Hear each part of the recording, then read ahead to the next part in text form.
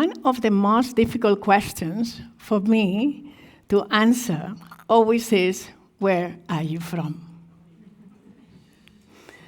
Anytime I say, I am from Spain, people say, Spain from where? And I say, Spain from Spain. When I arrived to Madrid, every single day, yesterday, for example, I was there, every taxi driver always asks me, and you, why you speak so well Spanish? And this is such a long story. But since we have time today, I will share with you, because I promise some of the people who I just found today, this morning, they also asked me the same question. So I'm going to answer. I have to go back to my great-grandmother. My great-grandmother, Doña Pilar, was born in Equatorial Guinea. It's the only tiny country in Africa that we speak Spanish. And in the late 50s, she ran away from a marriage of domestic violence, and she decided to go to Spain and study. At that time, Equatorial Guinea was a colony of Spain. She went to Barcelona, and she decided to become a teacher and study education. When she went back to Equatorial Guinea, she decided to create a school, because she realized that you cannot decide where you're born, but you can decide how you live. So she created a school for women that she called Waiso y Pola. This is the first sentence you're going to hear in Bubi language. So I would like you to say it with me, because I'm sure you're going to like what it means. Waiso y Pola. Waiso y Pola means women raise up. And the reason why she put that name is because she thought that if women are able to get education, they will have choices. Maybe education is not the answer to right to success, but it gives you the opportunity to decide. And as she went through so much, she wanted that other girls have also options. My mother was one of her students, and she decided to go to Spain and become a nurse. My father, who is his grandson, went to Spain in the 70s, and he studied law. I was born in Spain in the mid-70s, when the word diversity was not in the vocabulary of most companies. And I started to remember the day that I realized that I was Black. Because, believe it or not, when you are 7 years old, you don't have a consciousness about color until someone pointed out to you. So here we are in class, and the teacher decided to change people from places. And she sit me next to a boy, and this boy looked at me and started crying like there is no tomorrow. And he started saying, no, don't send me with her. I don't want to be Black like her. He thought that was contagious. And I was so confused that when I came back home, I told my parents that I was called Black. And my parents, that are very practical, they said, look in the mirror. What color are you? And I said, brown, not black. Because in my color scales, I was brown. So that day, my parents said, you know what? You have two issues. You are Black and you're a woman. And you will have to deal with this. And it's not going to be easy for you. And on top of that, you are the first generation of Africans born in Spain. So whatever you do, it's going to have an impact, because we can create stereotypes. So from that day, not only I was so scared that I was Black, I also realized that I have the map of Africa on my shoulders. My education was not usual. My parents were only 22 years old when they have me. I have a 22-year-old daughter. I couldn't imagine she handling children right now. But my parents did. And of course, like immigrants, they have to work a lot to really take care of us. And I spent a lot of time with books. Books became really my nannies, my teachers, my psychologists. You don't tell your African parents that you have a problem, that you are depressed, that something is happening to you. That is not existent. So definitely I found the answers in the books. Also, my parents didn't know how to really explain me what is going to be black in the world for me. That's the reason why they also give me books, for me to understand what is to be African in the world. It's not the same to be an European African. It's not the same to be born in America and be an African American. And it's not the same to be an African in Africa. They give me books to understand what is the scars that is slavery leave on you, and also the scars of colonization.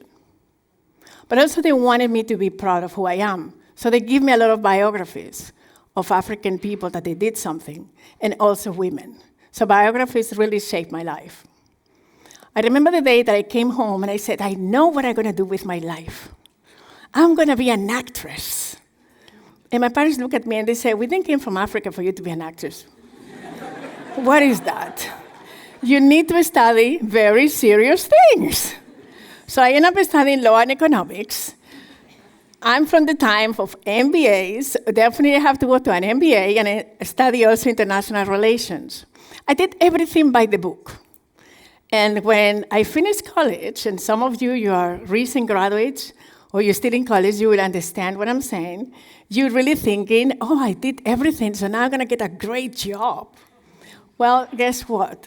I spent months and months without answers. Sometimes, at that time actually, it was not LinkedIn, like now. So you have to really have a typewriter, do the letters, put it in the post office. It was a whole process. So I did that many, many times. And anytime it comes the answers that we have no vacant for you, I'm sorry. And sometimes when I have the opportunity to talk to someone on the phone, they did not hear any African or American accent or nothing. So when they see me, they just jump back because they didn't realize that they will expect a black person. And I think that at that time, they don't really know where to place me. So I was, of course, very frustrated until one book came into my life, a book called Real Magic from Wayne Dyer. And then I started thinking that I needed to change my narrative. I could change my narrative from being the victim of the circumstances, or start to being the creator of my life. When you shift your mentality this way, something happens and you start seeing opportunities where they were not before. And that's what happened. I was in class, international marketing class, and the teacher spoke about how to do international business. And suddenly, something was like, wow, this is for me. Maybe I could fit there. So sometimes you really need to get into really what's your story, how could you contribute? So that's exactly what I started doing. Instead of complaining that I would not get a job, is to see how I could contribute. And I realized that I had something that a lot of people didn't have, and it's cultural intelligence. And that could be an asset for different companies, particularly in the international arena. So they explained me that there were organizations that help to promote business overseas, and I applied. And because I really was thinking that I could be an asset for them, they ended up hiring me. And this was also my passport to the city of my dreams, New York. And I exactly remember because they have offices all around the world, and it was the first time that I meet the general manager. It was her first day at work, and this is 5 p.m., and I meet her in the elevator, and I told her, how was your day? And she looked at me and she said, who are you? I said, I'm the intern of the information department. And she said, oh, nice to meet you. And then I said, can I ask you a question? And she said, sure. I said, what did you do to be a director? Because one day I would love to become one. And she said, well, I studied law. I said, then I'm not so far. And then I said, since I have you here, I have a dream to go to New York. And I know you have an office there. And I'm the person that you should send there. And then she said, you know what? I just started here. I don't know you. Why don't you talk to your boss? And the next day you come to talk to me. So that's what happened. And sometimes we are waiting for things happen to us. But you have to ask. I have many doors that closed in my face. And when the door closed, I take them down.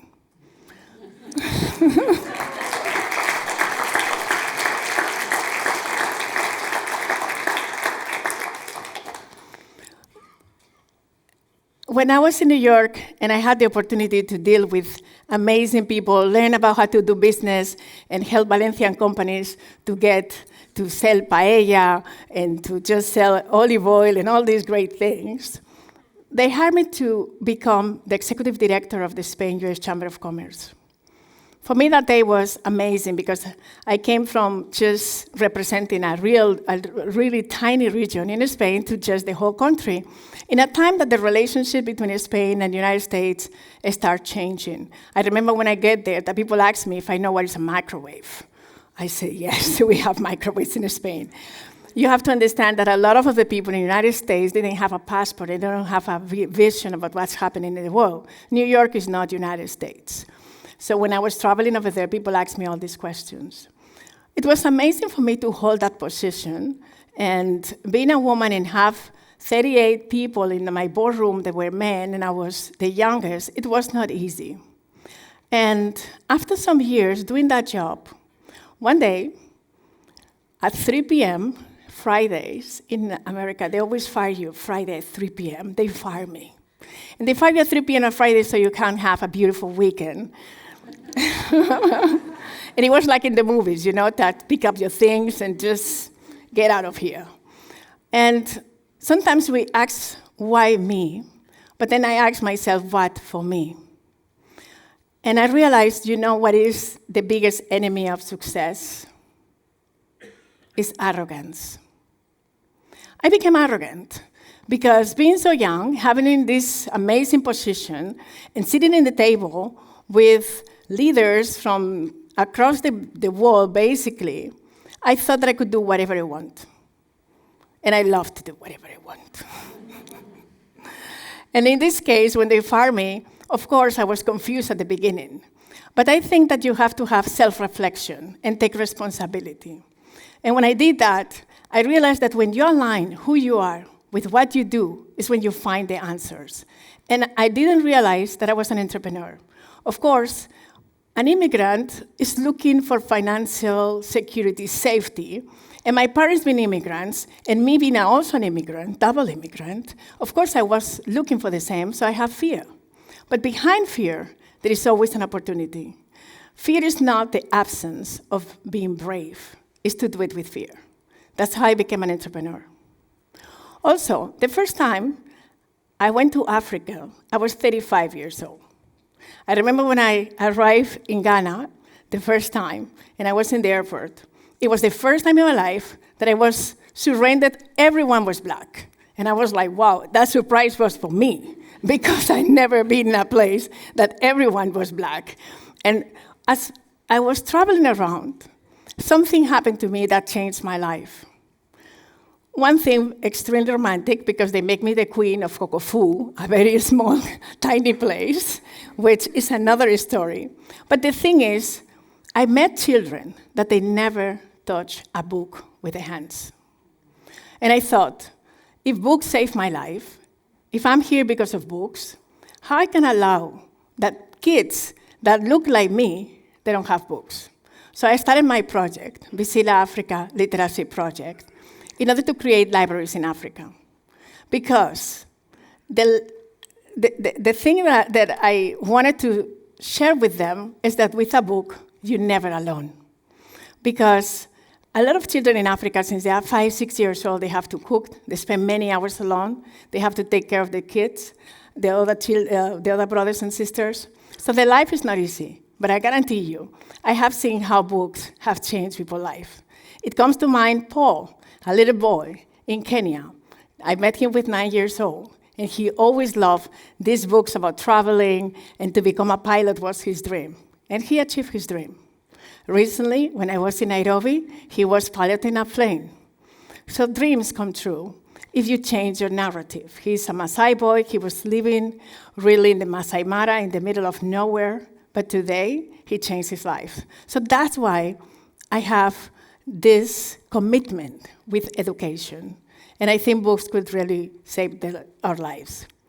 When it comes to how we can change our narrative from victim to creator, for me, there are 3 essential capabilities. One is adaptive identity.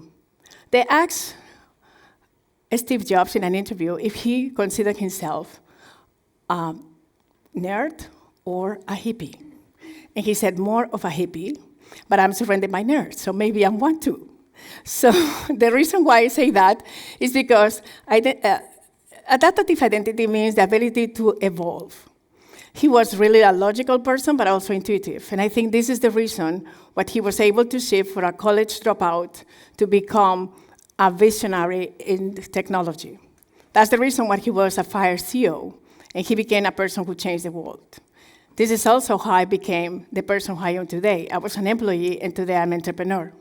Then it's narrative agency. Narrative agency means to really create your own stories. We could decide if we want to be really the actors or the authors of our own stories. And then it's future literacy. Future literacy means that you see the future before it happens. And then there is these little techniques that you can use. Identity shifting. Identity shifting means that you start creating that person who you want to be. So you write down some of the capabilities, habits that other people have.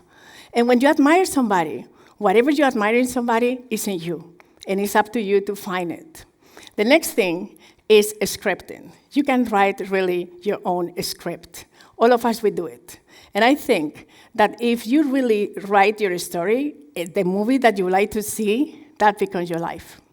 And then it's visualization. I think that years ago, I visualized for me to be here in the stage, and today I'm here. I also visualized to write a book, and I wrote a book. The only thing I forgot is to visualize a very fat bank account. But I will do. And I just want to go back to my great-grandmother, who believed in that. She really changed the narrative. And I think we all could be map makers. And the question here is, you might be lost, and when you are lost, you're trying to get a map. But why, if instead of trying to find one, you create one? And that's the system that you could do with these little things. Identity shifting, change your identity about who you want to be. Scripting, write your own story, and visualize how you want to be. But I also want to leave you with one more tip. You need to go every night to bed with a smile. And if you wake up in the morning and that smile is not there, go back to sleep. Thank you. Thank you.